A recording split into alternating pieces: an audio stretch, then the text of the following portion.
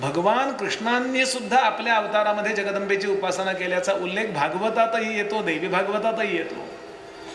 म्हणजे याचा अर्थ देवीची उपासना आपल्याकरता अनिवार्य नव्हे, काय आवश्यक नव्हे, अनिवार्य आहे. असं एकही कुळ नाही ज्या कुळाला कुलदेवता नाही.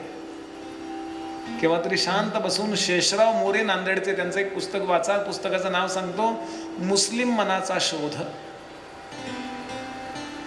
त्यात त्यांनी स्वच्छ लिहिलंय की इस्लाम धर्मीय लोकांना सुद्धा पूर्वी कुलदेवता होती. पूर्वी हे शाक्त होते. आणि हे पुस्तक याची उर्दू प्रत सौदी अरेबियाला पाठवण्यात आली आणि तिथल्या मौलवींनी, खूप वर्षापूर्वीचं पुस्तक आहे, तिथल्या मौलवींनी, सौदी अरेबिया म्हणजे जिथे मक्का आहे, तिथल्या त्यावेळच्या मौलवींनी हे मान्य केलं, होय आमच्याकडे पूर्वी देवीची उपासना होती.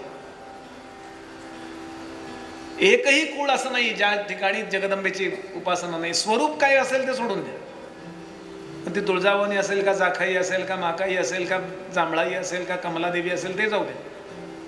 पण देवीची उपासना प्रत्येक घराण्यामध्ये आहे. कृष्णांचा सुद्धा जन्म जेव्हा झाला त्यावेळेला विंध्यवासिनीच्या कृपेनं झाला. ती जी कंसाच्या हातातनं सुटून निघून गेली ती विंध्याचल पर्वतामध्ये जाऊन स्थिरावली आणि तिथे तिचा आजही निवास आहे, श्रोते हो. आणि म्हणून त्या देवी भागवताचं अत्यंत श्रेष्ठ महात्म्य इथे येतं.